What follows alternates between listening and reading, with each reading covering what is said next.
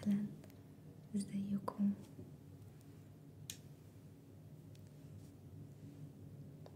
اهلا، ازيكم؟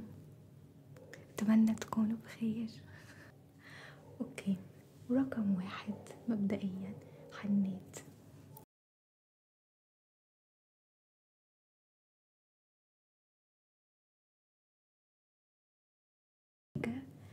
الفيديو ده مش ASMR نهائي. كده بيسجل، خليني اسمع. اوكي كده تمام. اوكي، علشان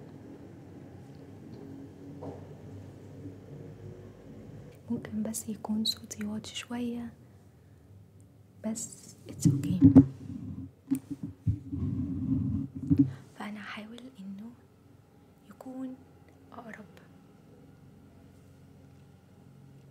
أيوة أوكي كده الصوت مظبوط، بيتهيألي إن الصوت مظبوط، بس مضطرة إن أنا أقعد كل شوية إنه أقدم، لأنه المايك الناحية دي مش الناحية دي، فالمايك هنا كده بتسمعوني كويس، بس هنا شوية مش هتسمعوني، بس مش مهم خالص، لأنه النهاردة زي ما احنا سامعين كلنا مع بعض مش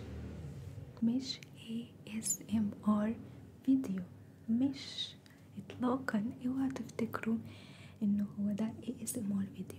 فرقم 1 اللي مش مهتم بالموضوع ده يعمل سكيب للفيديو، لانه كله دوشة زي ما انتوا شايفين،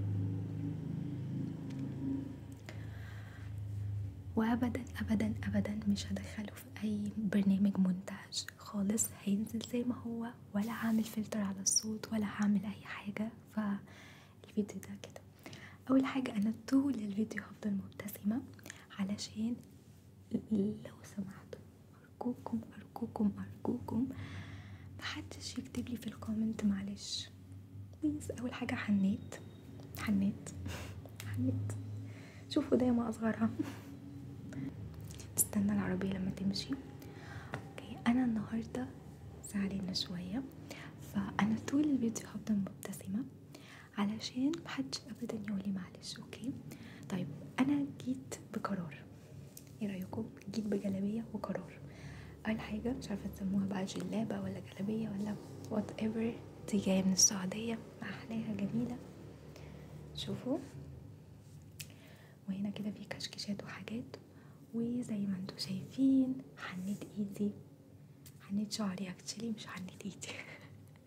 طيب، و جاية هدخل في الموضوع صراحة على طول النهاردة.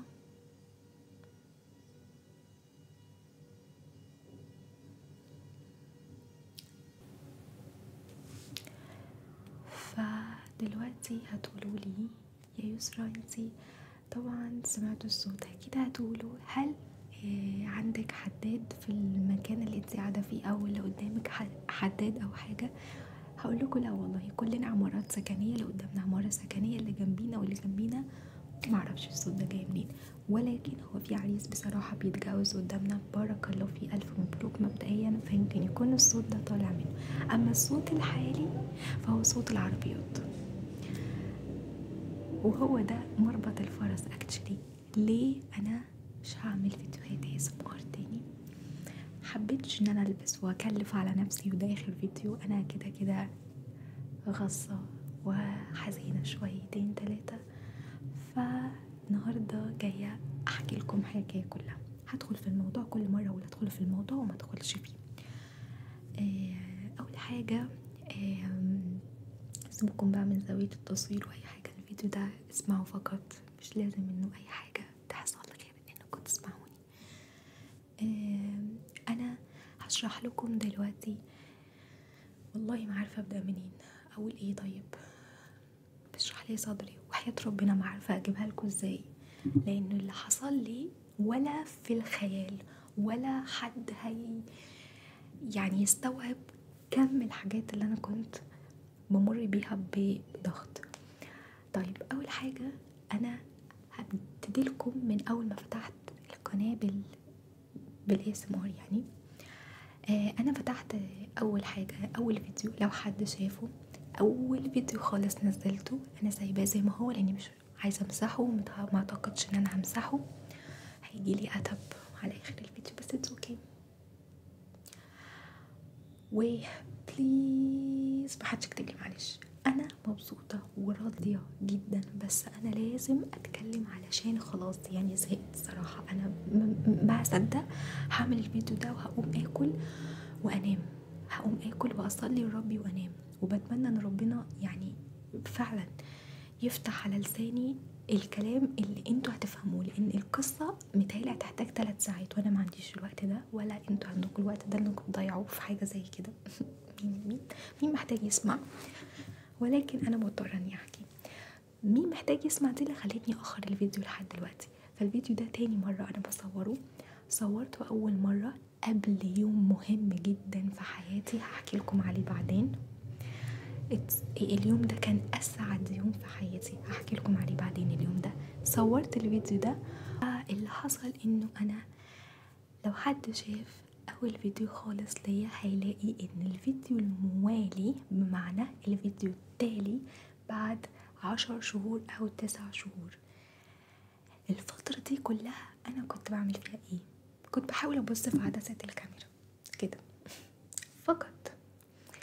فانا خجولة جدا جدا جدا، انسانة جدا خجولة جدا، بتكسف، وزي ما قلت طول الفيديو هفضل بضحك، بس انا زعلانة.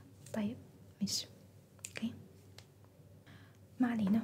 فعلا مش عايزة انه ابين دراما وكده عشان اكرم على قلبي الفيديوهات اللي هو ده اخر فيديو ليا بالقناة وكذا ودراما ومش عارف ايه، وفي نفس الوقت محتاجة ان احكي القصة زي ما هي يعني. فانا اللي حصل انه انا كنت خجولة جدا وما زلت، واللي عارفني هيعرف ان انا ما زلت شخصية جدا جدا خجولة وجدا جدا بتكسف، ولكن حاولت على قد ما اقدر اني اتغلب على ده واني احاول ومش عارف ايه.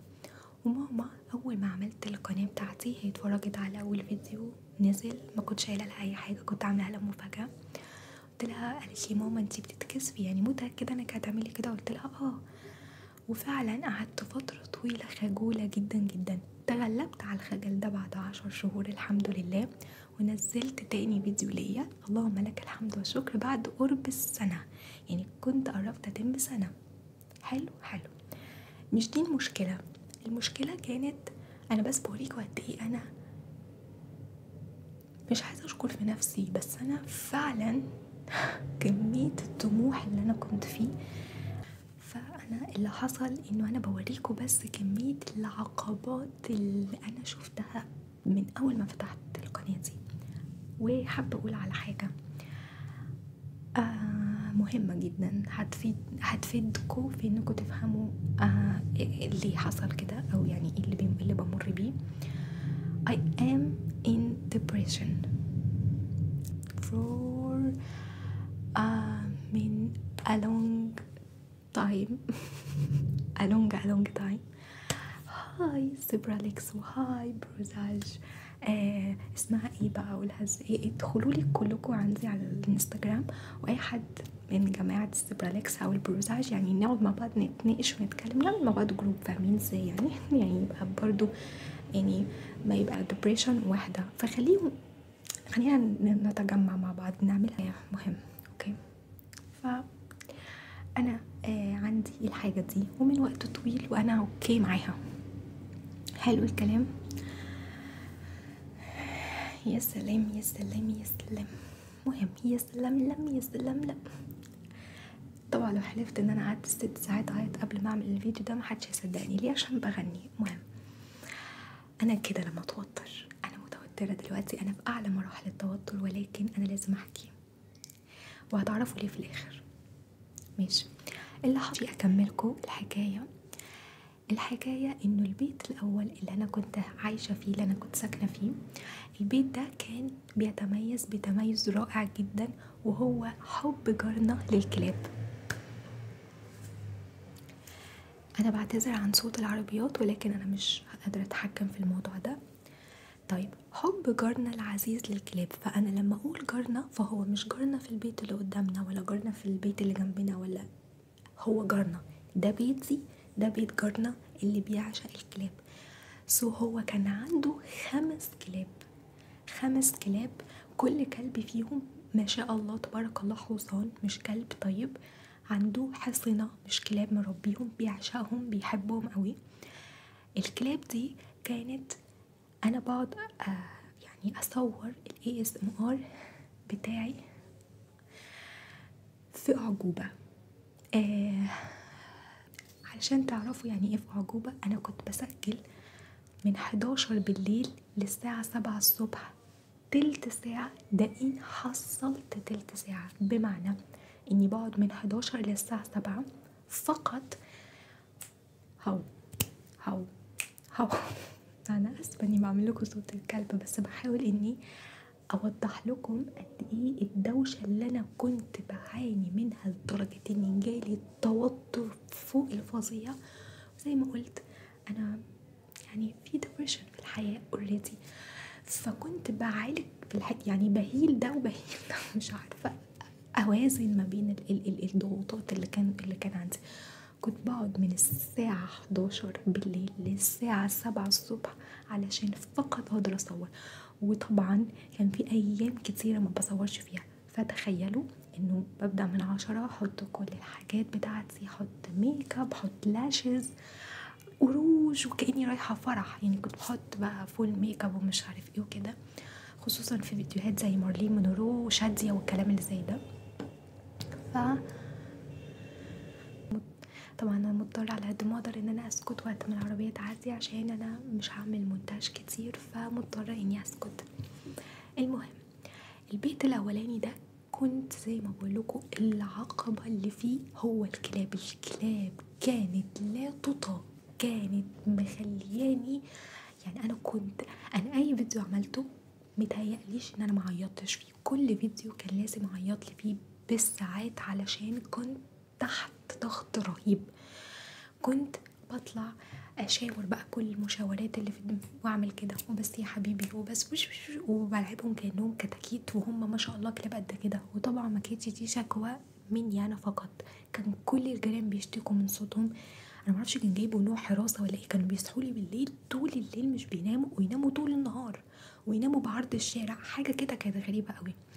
المهم وهم 5، فلو سكت واحد على قد ما اقدر. يعني كان في واحد بني كده، يعني عمري ما هنساه، كان ساعات لما بسبسله كده يقعد ساكت. طيب في كلبة سوداء. المهم يعني يا جماعة بدون ندخل في تفاصيل كتير عشان بقاش سخيفة، الوضع كان كارثي. كنت كل ما بصور كان عادي جدا ان انا اقعد اصور بالست 7 ساعات وما يطلعش منهم ولا دقيقة، عادي عادي عادي عادي في منتهى العيادية.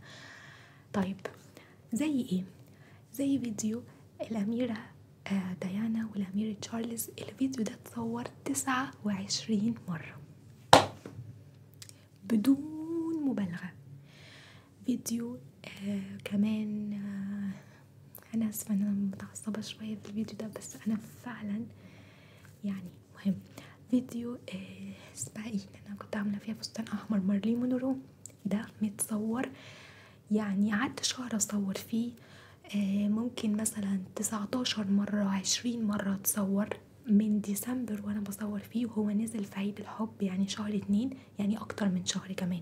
كنت اصلا عاملاه ناوية اني انزله بالكريسماس ومش عارف ايه، ولكن نزل في عيد الحب. انتوا حسابوا بقى من ديسمبر لعيد الحب اتصور كتير. ووقت ما نزل هو نزل على مرتين، مش على مرتين، يعني انا صورت فترة ولقيت الوضع جدا جدا جدا كارثي، والاصوات حواليا من كل حته. رجعت صورته تاني وبالمونتاج حطيت الفيديو الاول مع التاني، عشان كده كنتوا دايما تقولوا لي المونتاج وحش. المونتاج مش وحش، اكشن الحياه هي المحيطه او البيئه المحيطه هي كانت يعني هي مضاده للاس ام ار، يعني هي حقيقي كانت ضد الاس ام ار. فالمهم اكمل لكم وقيسوا على كده كل حاجة. يعني مثلا عمرو طلبة، بس انا مش عايزة انقل قوي على المرحلة دي. عمرو طلبة من الفيديوهات اللي اتصورت فوق 20 مرة. تخيلوا 20 مرة تلبسوا نفس اللبس، تحطوا نفس الميك اب، تحطوا نفس الميك اب، وتقعدوا طول الليل تصوروا ويطلع ولا حاجه. على فكره يا جماعه انا كنت بعمل الفيديوهات دي ديليت في اللحظه، يعني خلصت الفيديو اسمعه يقرف يقرف، ما فيش لفظ تاني، يقرف يقرف يقرف، انا اسفه، ديليت فورا. كنت عامل ديليت وانا ما قلعتش رموشي وانا ما مسحتش وشي، يعني بعمل ديليت في لحظه والتو. بعمل ديليت امتى؟ الساعه 7 الصبح والناس بدات تنزل شغلها وموظفينها وكده، فبقعد من 11 ل 7. كنت منهارة، ما اقولكوش ان انا ما كنتش منهارة، كنت بعيط، كنت تعبانة، كنت مضغوطة، كان عندي مضغوطة لانه كنت حاجة حاطة فيها شغفي قوي، كنت مبسوطة قوي على القناة في بداية القناة كنت فاكرة نفسي يسرا اللوزي. طيب فانا في بداية القناة كنت ماشية في الجامعة، هيجي يسلموا عليا امتى خلاص مش كده يعني، بس يعني كنت بجد مبسوطة، طايرة بيها السما، كنت مبسوطة مبسوطة مبسوطة بيها. طيب اللي حصل انه انا قعدت في البيت ده فترة طويلة جدا جدا جدا، وما كنتش بعاني من حاجة زي ما قلت غير الكلاب، ما كانش عندي معاناة مع مواسير ولا تكييفات ولا شيء. كان المهم اكمل لكم. فالبيت ده كان رائع جدا في المواتير وفي كل حاجة، ولكن كانت الكلاب لا تطاق. كنت الفيديوهات بتاعتي بصورها بعدد مش ممكن، انتوا يعني مش هتستوعبوا كمية الساعات اللي انا كنت بقعدها وارجع تاني. يعني مثلا مارلين مونرو صورت 6 ساعات او 7 ساعات، ما ينفعش، ديليت فورا. تاني يوم البس نفس اللبس اقعد ديليت فورا. كنت كده لدرجة ان انا بصيت لنفسي في المراية قلت انتي انسانة طموحة. والله العظيم انا اسفة اني بشكر في نفسي، بس انا كنت ببص لنفسي في المراية وانتي انسانة طموحة. يعني مين اكيد في كتير احسن مني، بس انا اقصد اقول يعني انه عماله اصبر واكمل واصبر، وكان عندي طاقه وكان عندي شغف. كنت بزعل بس كنت برضو عندي شغف، ما كانش لسه فقدت الشغف زي دلوقتي now I feel disappointed. بجد زمان كنت هايله واقلع واظبط نفسي والبس البيجامه وانام، وتاني يوم اكمل تصوير، وتالت يوم وهكذا. قعدت كده في فترة طويلة جدا جدا جدا. فيديوهات العيد قعدتها كتير، في فيديوهات لسه ما نزلتش، في فيديو جميلة بحريد ما نزلش اصلا من كتر الاعادة. فيديو اللي انتوا حبيتوه قوي قوي ده اللي هو اسمه رحلة العائلة المقدسة اللي انتوا حبيتوه جدا صور عدد مش ممكن. في بقى فيديو، لا انا اسفة، إلي كوهين إلي كوهين ده يتحط في قائمة إلي كوهين. انا ما عنديش رقم اقوله، انا تصورته بعدد شعر راسي، بعدد الوبر. إلي كوهين ده يا جماعة انا بصوره متهيألي من بعد فيديو الأميرة ديانا والأميرة تشارلز بفيديوهين 3، يعني صورته معرفش اصلا. ففيديو إلي كوهين ده اتصور بعدد مش ممكن، عدت وزدت فيه كتير كتير كتير لحد ما طلع، درجة انه بالاخير الورقة اتحرقت مني للأسف، النار مسكت فيها واتحرقت، فكتبت مرة تانية وصورته. طبعا الليلة دي كلها في التصوير غير الريسيرش اللي انا بعمله، يعني عشان اجيب القصة، فعشان اجيب القصة حاجة، وعشان اعمل ريسيرش واكتب الورقة اللي انا اقول منها دي بتاخد مني مجهود كبير. ولكن ما علينا، لازم ابذل مجهود لانه انا بحب ده وعندي شغف بيه، فلازم ابذل مجهود. بس اثناء التصوير هنا بيبقى المجهود اللي هنا، يعني انا ببقى خلاص بنتهي من الحياة. ربنا كرمنا وهنمشي من البيت ده. وانا بتنقل من البيت ده انا بصيت لنفسي في المرايه وقلت كلمه عمري ما هنساها. قلت يسرا انتي عمرك يا حبيبه قلبي خلاص انسي ايام التعب، انتي عمرك في حياتك مهما هتشوفي هناك، طيب الله اكبر، اللي انتي هتشوفتيه هنا، يعني اللي انتي شفتيه هنا اسوأ شيء. هنستنى الاذان وبعدين عشان تعرفوا ان انا كده الفجر، اوكي انا كده الفجر كده هو بيأذن الاذان الاول، يعني كمان تلت ساعه وفي الفجر. فانا هنا يعني حسيت ان انا لما سمعت كان صوتي عالي جدا، فانا هحاول ان انا اوطي صوتي شويه.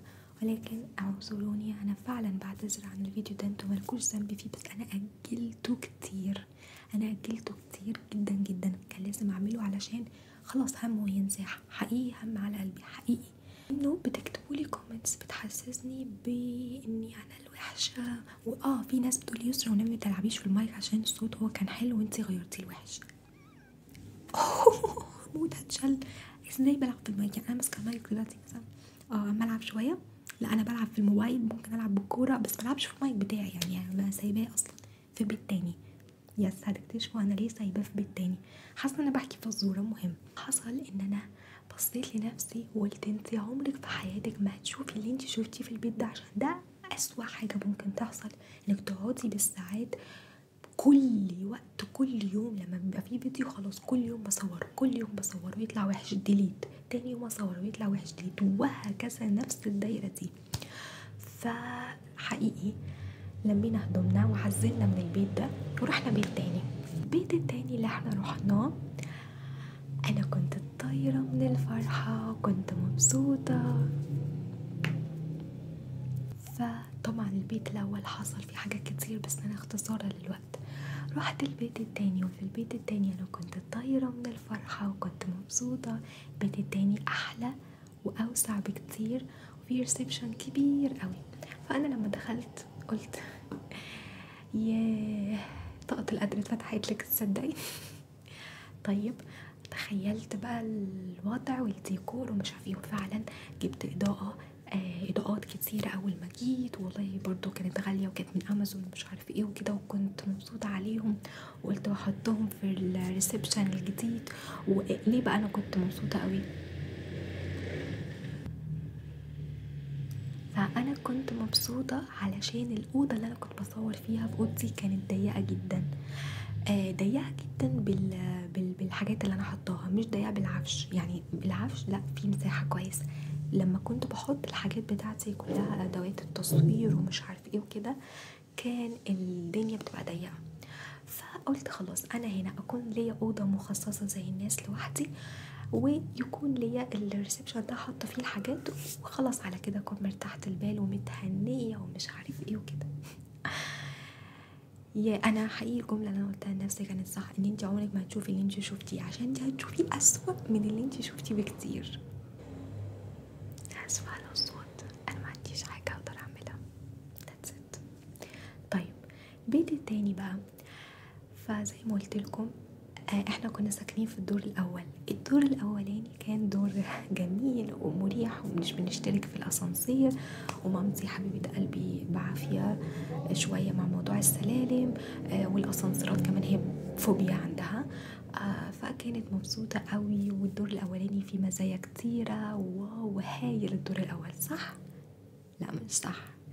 الدور الاولاني فيه حاجه. طيب لما حطيت الهدوم، واللي عارفين يعني انه النقل ده ولا التعزيل ده شيء صعب جدا جدا، عزلنا وقعدنا واستقرينا وخلاص ومش عارف ايه. وبعدين احنا قلت جه اليوم المنى، يوم ما هصور. طيب بفتح كاميرا مايك وصل مش عارف ايه، لابتوب جنبي، كل شيء جنبي وبتاع، الدنيا زي الفل. عملت اضاءة حلوة مش عارف ايه وصورت الفيديو. اسمع واغير واجيب سماعات واسمع في صوت فو. actually رهيب، في صوت فو رهيب. فانا اسمع مرة تانية ايه يا جماعة الصوت ده؟ مين يا جماعة؟ طيارة. اوكي وانا كده مبسوطة وفاكرة ان هي طيارة. طيارة وبعدين صوت الفو لسه موجود. ايه يا جماعة، هي الطيارة هتعمل لاندنج عندنا ولا ايه؟ يعني مش معقول ابدا، يعني الطيارة يعني هتستقر فوق سطوح بيتنا للدرجات دي؟ يعني هو يعني مش معقولة يعني. فصوت الفو ما بيروحش. فانا افتح البلكونة وابص فوق في السماء وابص تحت وابص مش عارفة فين صوت الفو. قفلت الديب فريزر، قفلت التلاجة، قفلت الخلاط، يعني شلت فيشة الخلاط، شلت فيشة الشاشة بتاعتنا، شلت فيشة الموبايل، شلت كل الفيش اللي جردت البيت من الكهرباء. البيت ده في الاخر حصل له ماس كهربائي. ماشي، بحكي لكم عليهم ده بعدين. البيت ده لو كان حصل له ماس احنا الوحيدين اللي كنا هنخرج سلام. البيت كان مجرد من اي نوع من انواع الكهرباء، وانا لسه سامعه صوت الفوق. فتحت باب الشقه، مشيت في الريسبشن الواسع الكبير بتاعنا، قعدت امشي امشي امشي 2 كيلو عقبال ما وصلت لباب الشقه. فتحت باب الشقه، انا بحاول اني اضحك والله، يعني بما انه اخر فيديو كده افرفش معاكم عشان مبقاش دراما، مش بحبش الدراما انا. المهم فتحت باب الشقه، خدت الصدمه وقفلت باب الشقه. الموتور، الموتور. فانا هنا لقيت مواتير كتيره قوي، وبسأل بابا وبسأل الناس وكده، قالوا لي اصل العمارة هنا كبيرة يا فندم، وانت طبعا عارفة ان العمارة الكبيرة عشان الموتور يوصل للدور اللي مش عارفة 15 ولا 14 لازم المية، قصدي لازم يكون الموتور قوي، واحنا هنا عندنا المواتير دي كلها ومش عارف ايه وكده. قلت لهم طيب المواتير دي مش حديثة، المواتير دي قديمة، صوتها عالي جدا، الناس اللي في الدور الاول مش عارفين يناموا. اوكي، كان الصوت رهيب. مفيش اي حل للموضوع ده ومش عارف ايه وكده.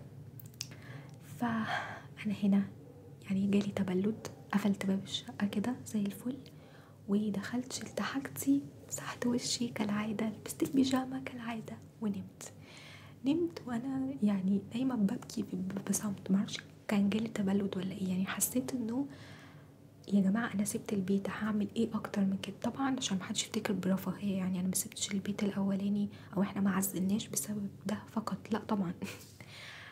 انا احب اقول لكم ان احنا عزلنا، انا شفت اتعس ايام حياتي في البيت اللي هناك، انا واهل البيت اللي هناك اسوأ بيت سكنت فيه في عمري كله. هو اللي جاب لي الدبريشن ولا لا والله ما عارفه، المهم يعني كان بيت اسوأ من كده مفيش.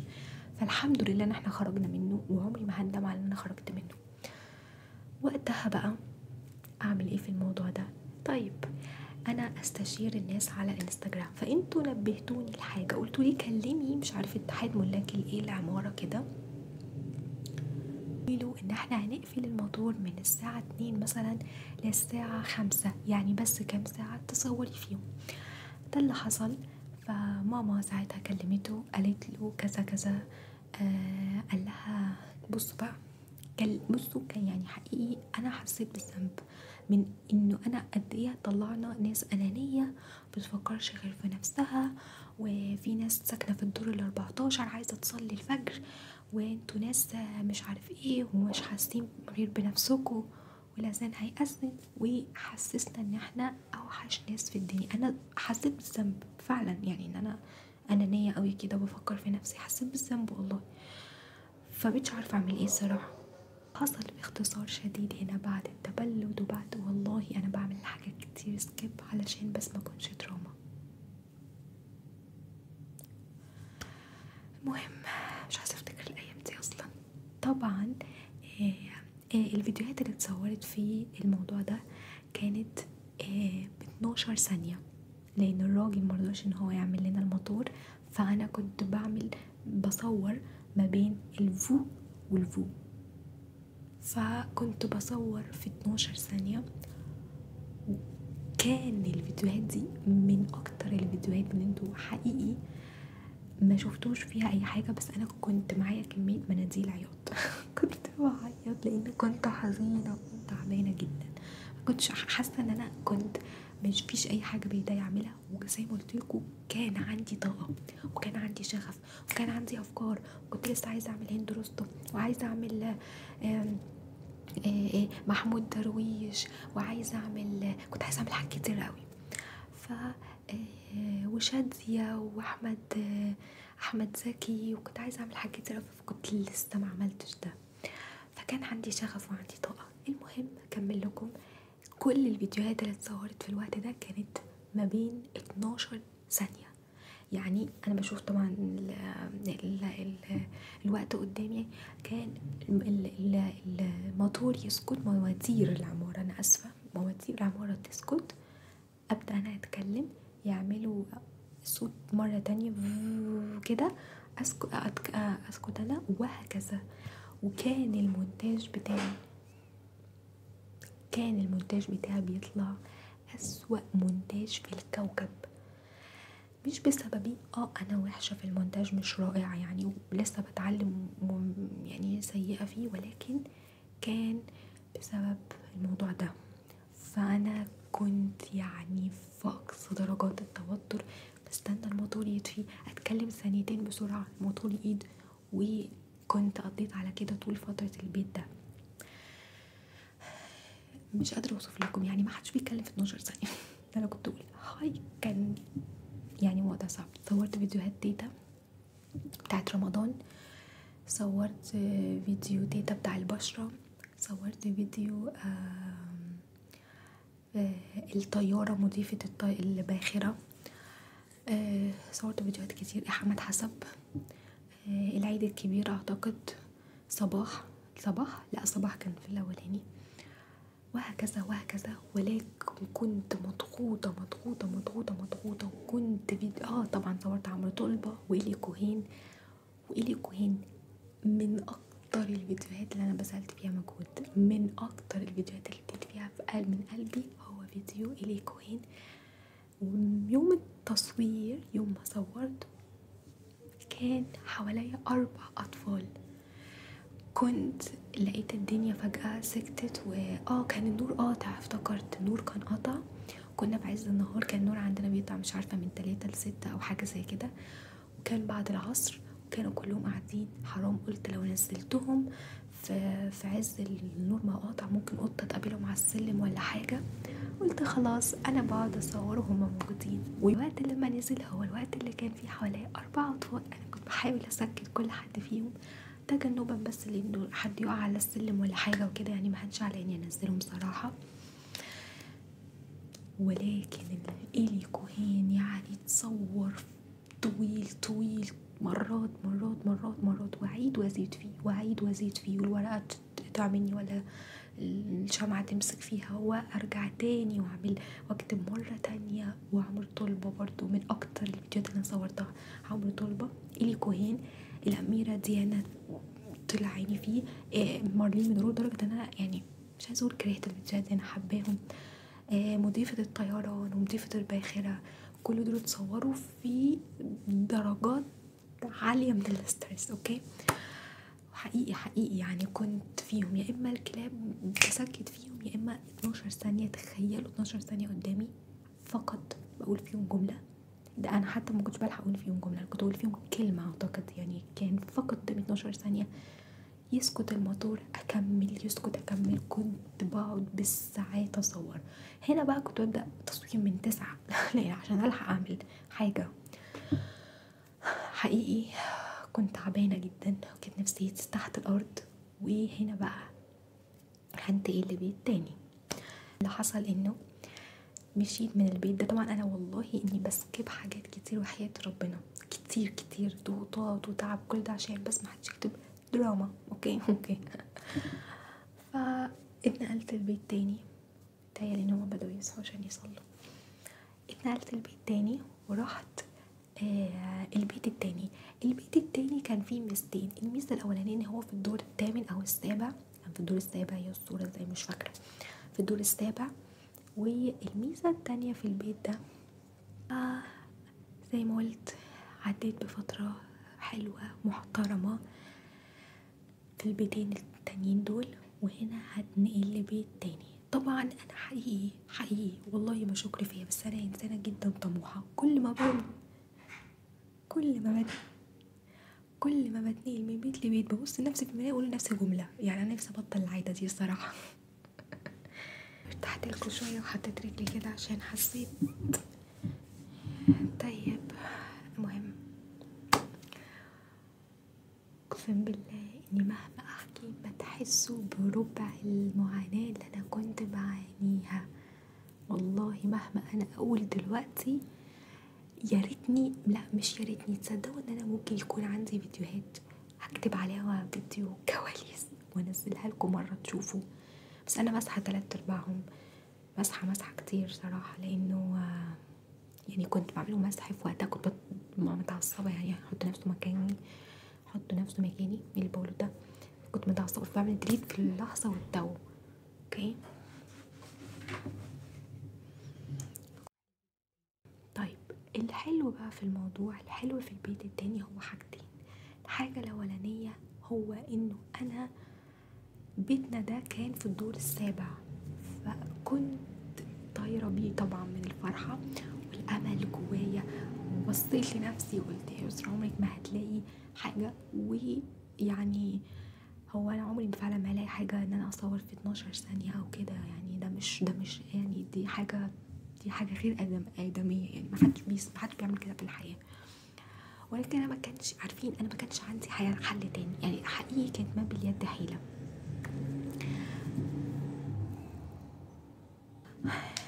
طيب أكمل لكم بطاقة إيجابية وأنا بضحك. المهم البيت التاني بقى الرهيب الرائع ده،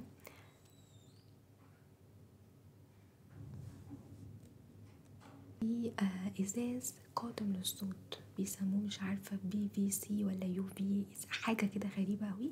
المهم كان الازاز بتاع البيت كله بالبلكونات بالشبابيك بكل حاجه، كان كله قاتم للصوت. فبسطت جدا، قلت مشكلتي اتحلت خلاص، خلصت مش عارف ايه كان في الدور السابع يعني. حتى لو طلع صوت للاول مش زي السابع، فكنت عايزه ابعد عن الادوار الاولى باي طريقه، لاني كرهت الدور الاول في حياتي كلها. فالمهم ان البيت ده كنت اسعد لحظات حياتي فيه. برضو جبت شوية حاجات جديدة وكده وديكورات ومش عارف ايه وتابلو ومش عارف ايه وزرع صناعي وبتاع وكده، مبسوطة ومكيفة على الموضوع وطالعة بالبيت ده السما يعني. مشكلتين اتحلوا. الازاز اللي هو القاتم للصوت ده نفسي اعرف اسمه ايه، UV حاجة مش عارفة UV ولا ايه، مهم يعني. لا UV ده قاتم لأشعة الشمس. المهم ورحت بدأت اني اصور. اول فيديو كان فيديو لا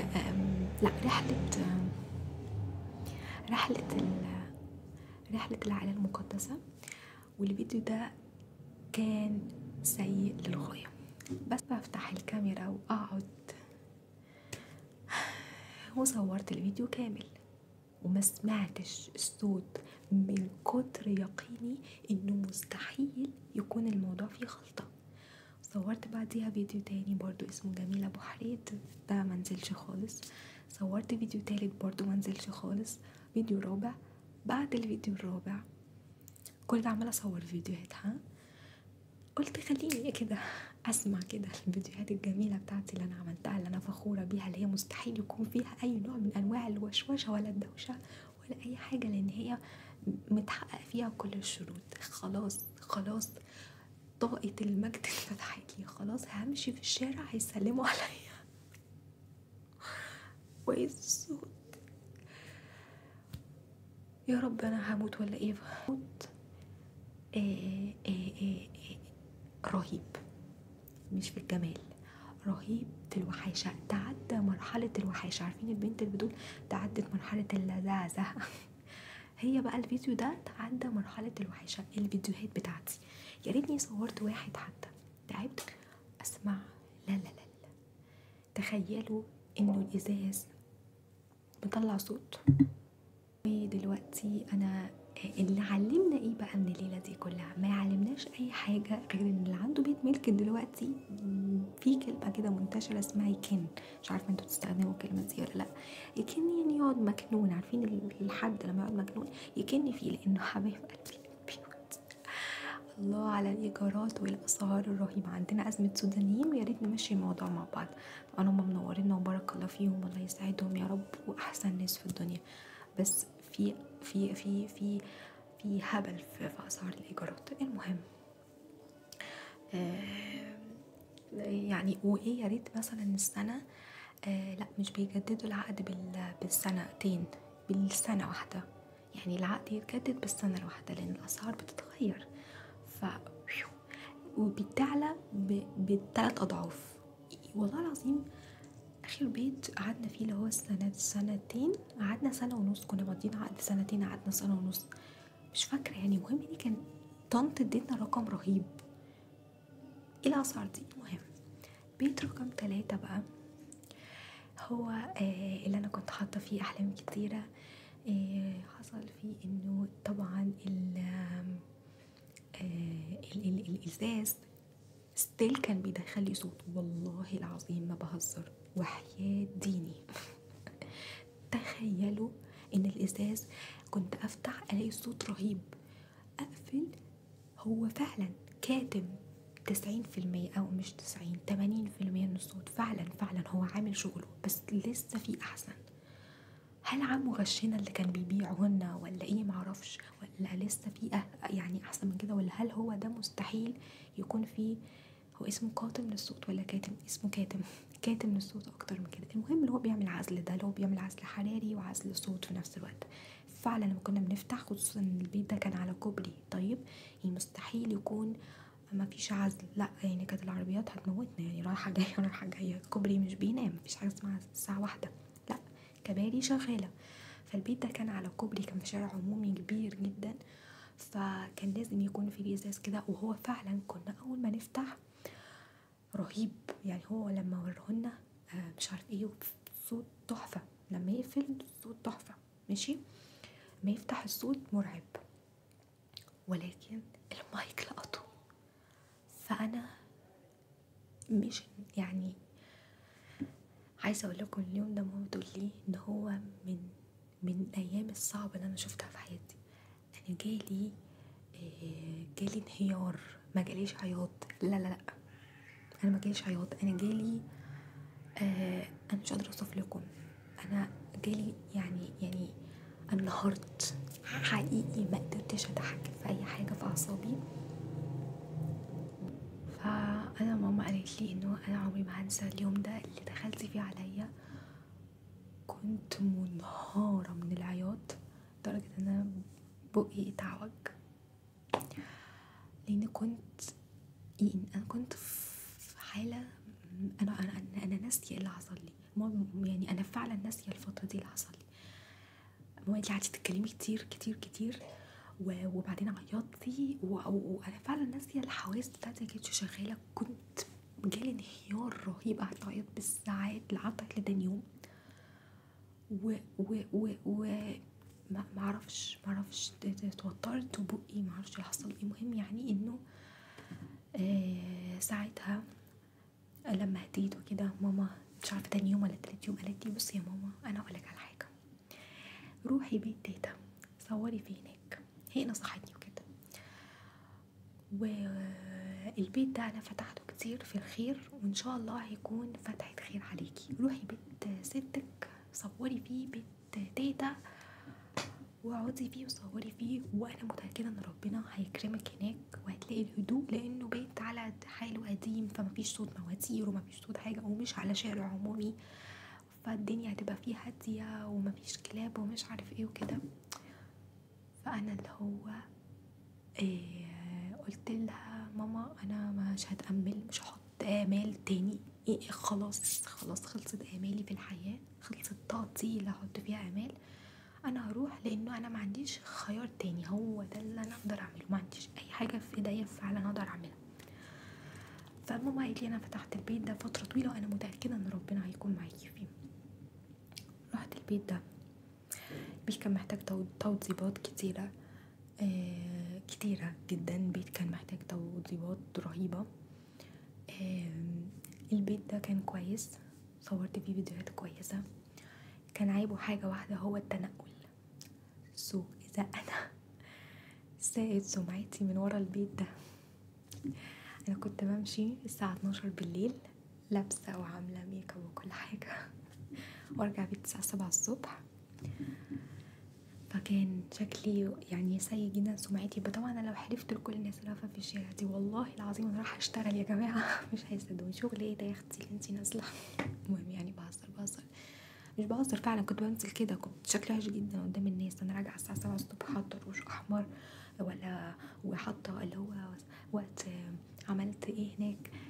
عملت احمد زكي، عملت شويكار وفؤاد المهندس. كنت لابسه بتاع اسود كده وماشيه متأنتكة اوي الساعه 7 الصبح والساعه 12 نازله، يعني شكلي سمعتي باظت، سمعتي باظت. تاني حاجه، ودي حاجه مش هتكسف اني اقولها، بدفع بنزين، بدفع بنزين كتير، بنزين غالي اوكي. فانا بتنقل من بيتي اروح مكان تاني اصور فيه لو بيت تيتا، وبدفع بنزين رايح جاي ومش عارف ايه. فكانت بهدله. كنت باخد هدومي في شنطه اللي انا هصور بيها النهارده، واروح البيت واصور وارجع.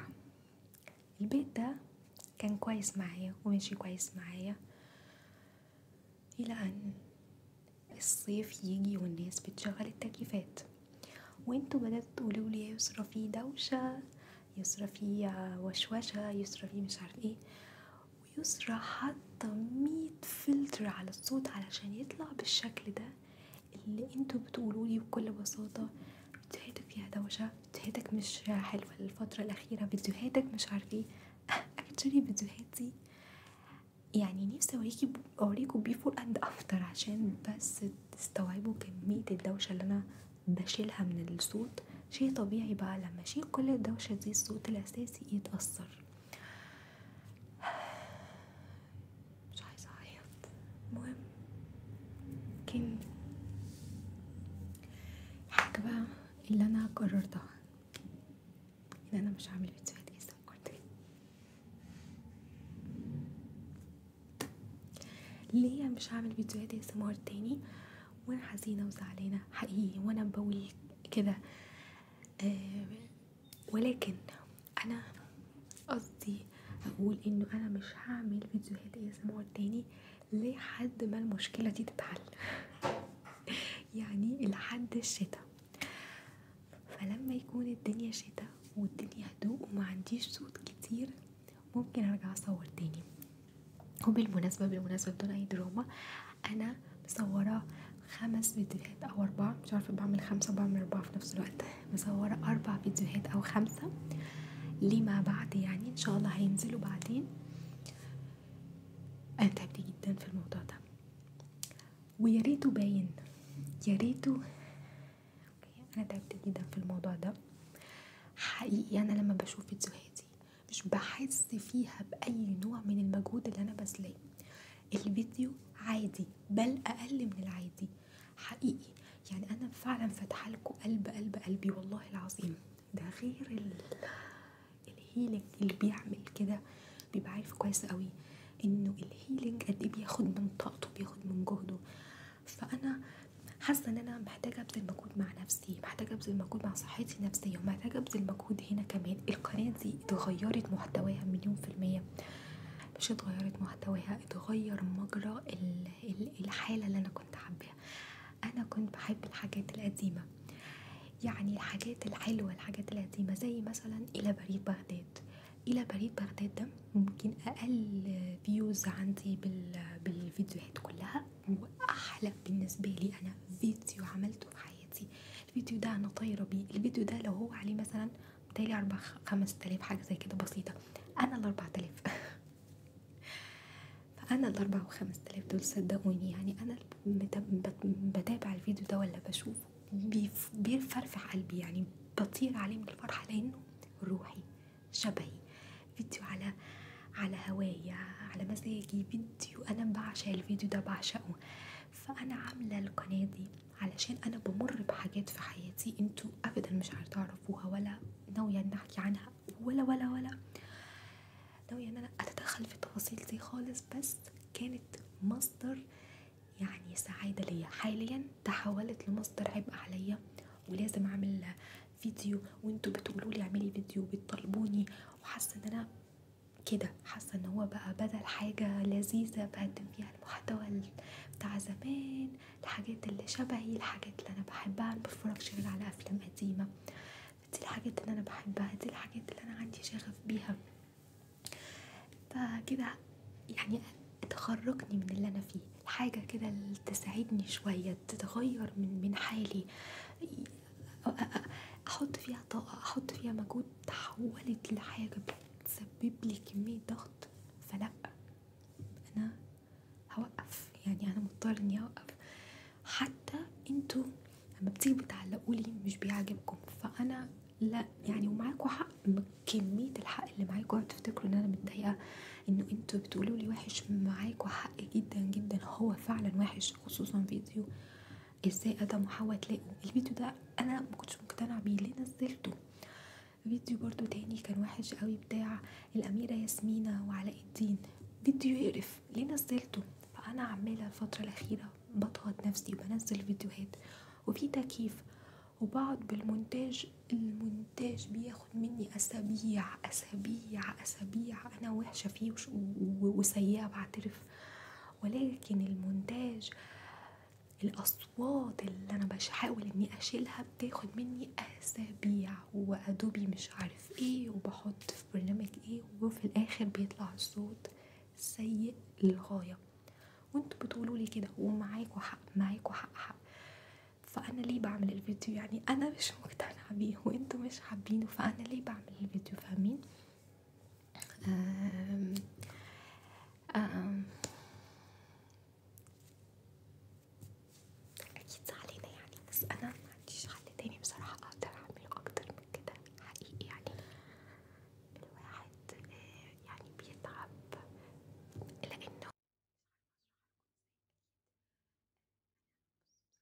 قلبي انا كان نفسي الحكايه دي تتحكي كنوع من انواع يعني حكايه نجاح. بصراحه ما كنتش ناويه ان انا احكي حكايه فشل وكده، كنت عايزه فعلا احكيها ان هي حكايه نجاح وكده، بس انا ما نجحتش في الموضوع ده. بس يعني كنت حابة ان هي تبقى حكاية نجاح وكده، وازاي العقبات اللي انا تخطيتها ومش عارفه ايه وبتاع، بس هي لا، العقبات اكبر مني. فاهم؟ عشان ما نبقاش زعلانين وكده انا هوقف. وفي فيديوهات على فكرة انا صورتها فهي هتنزل، فدي حاجة كويسة.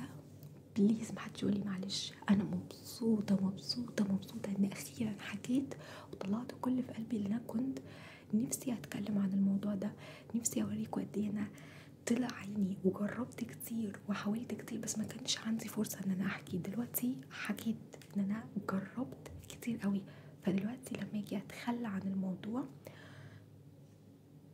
انا مش زعلانة والله، وحياة ربنا مش زعلانة. ليه؟ عشان حقيقي انا جربت في الموضوع ده كتير وما نفعش معايا.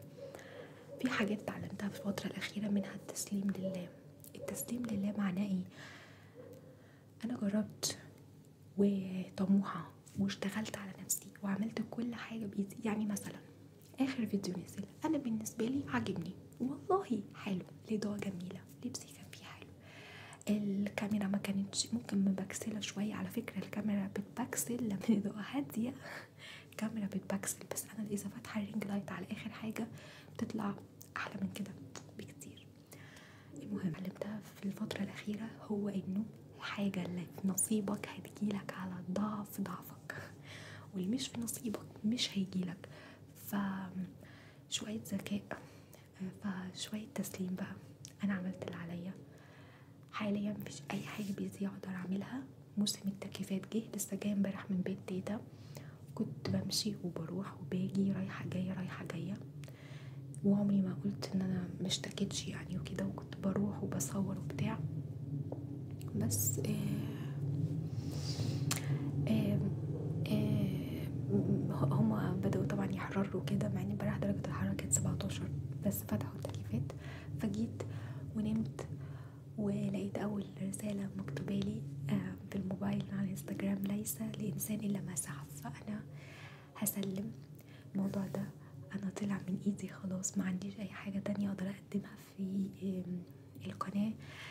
تحولت لمصدر عبء قوي قوي قوي قوي بجد، يعني فعلا لمصدر ضغط نفسي رهيب، وانا عندي ضغوطات كافية شكرا، مش عايزة ضغوطات anymore. المهم يعني انه انا مبسوطة جدا اني اخيرا حكيت، ومبسوطة وفرحانة ان اخيرا طلعت كده وحكيت وبتاع. كانت وحياة ربنا عيب على قلبي وخلاص خلصت منه. صورت بالايام، صورت بالساعات، لما بتفرج على الفيديو بشوفه ده فيديو مش مبذول فيه مجهود بجنيه، مبذول فيه مجهود نص ساعة، والله العظيم يقرف. في فيديوهات بتاعتي وحشة فعلا وحشة، ما اقدرش ان انا اقول عليها حلوة، هبقى بكذب.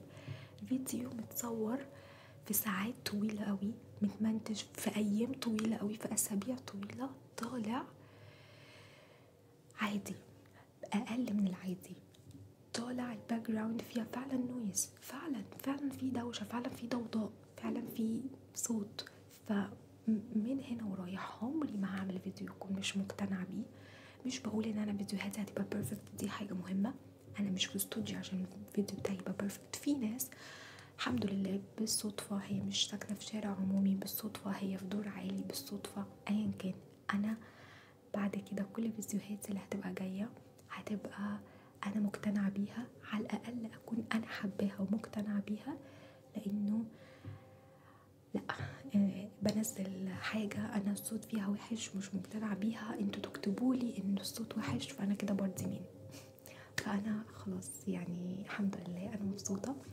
ومن الذكاء، وانتوا شاركوني في الرأي ده، ان الانسان شوية يكون على ذكاء، انه المجهود المبذول ده يعني دايما نقول يا رب ما تضيع لناش سعي، صح؟ ندعي ان ربنا ما يضيع لناش سعي في طريق غلط. ساعات الانسان يكون مش ده الطريق بتاعه، مش ده الطريق اللي هينجح فيه، او مش ده الطريق بتاعه، فيبدأ ربنا يوقف له لان مش ده طريقه، مش ده الحاجة بتاعته. فيمكن ربنا عمل معايا كده، يمكن شايلي حاجة تانية، شايلي حاجة أحسن، وأنا جدا واثقة في ربنا ومبسوطة إن أنا هسلم أمري لله كده. أخيرا زهقت أنا من اللي أنا ماسكة في القناة قوي، فهسيب إيدي شوية، يمكن لما أسيب إيدي شوية الحياة تتحسن والدنيا تبقى كويسة. مش قادرة أقول لكم إلى اللقاء في الشتاء، ولكن ما أعتقدش إن أنا هبقى في فيديوهات كتير في الصيف. ممكن أعمل فيديو كده كل مرة وأكون مقتنعة بيه وفرحانة بيه، غير كده لأ. وبس انا مبسوطه ان انا اتعرفت عليكم، وفخوره بكل المحاولات بتاعتي وفرحانه بيها الحمد لله. كلموني كتير على الانستجرام، انا هناك يعني حقيقي اليوتيوب مش شخصيتي الحقيقيه، هناك شخصيتي الحقيقيه ويعني بحس ان انا على طبيعتي هناك اكتر. وزي ما قلت ايه ده، انتوا كمان ربنا ما يضيع لكوش ولا يضيع لي اي مجهود محطوط في مكان غلط. دايما يا رب خليني ابذل مجهود في الحته بتاعتي وفي الحته الصح، عشان ما يكونش كل المجهود ده كده يعني. المهم بس مع الوقت الواحد بيكبر شويه، الواحد بيشوف حاجات، بيسمع حاجات، بيقرا كتب، مش عارف ايه، حسيت انه يعني خليني اختبر موضوع التسليم، والله حاجه كويسه، حاجه حلوه. خليني اختبر انه لما خلاص اسلم كل شيء، يا رب انا ده اللي اقدر اعمله وعملته، خلاص انا مش في حاجه تانية اقدر اعملها. يمكن ربنا ينور لي على حاجه، يفتح لي حاجه في دماغي او كده. ف اتمنى انه انتوا تتبسطوا في كل حياتكم، وانا مبسوطه بجد وفرحانه، وانا بجد بجد مش زعلانه شويه بس مش زعلانه قوي يعني، مش يعني اخر الحياه.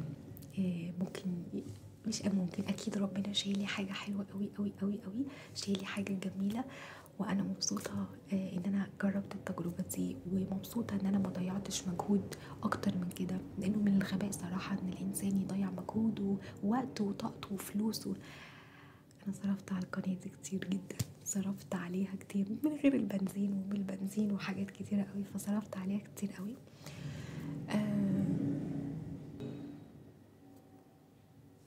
زعلانه شويه صغيرين، مش حزينه خالص، حزينه نص نص. المهم لا والله بالعكس، بالاخير الحمد لله على كل شيء. انا متاكده انه كل الحاجات اللي انا حطيت فيها مجهود بتترد لي في مكان ما في الحياه، انا متاكده. وبس مش هطول عليكم، كل الفيديوهات اللي صورتها، في فيديو اصلا نزل في فيديو للعيد هينزل، في فيديو متصور، في فيديو في الطياره كده حاجات وخطف وبتاع، الحاجات اللي انتوا بتحبوها برضه متصور.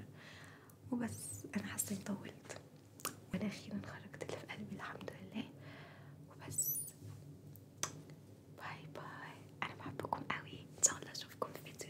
على فكرة ده مش وداع، ممكن الناس يفرقوا تكييفات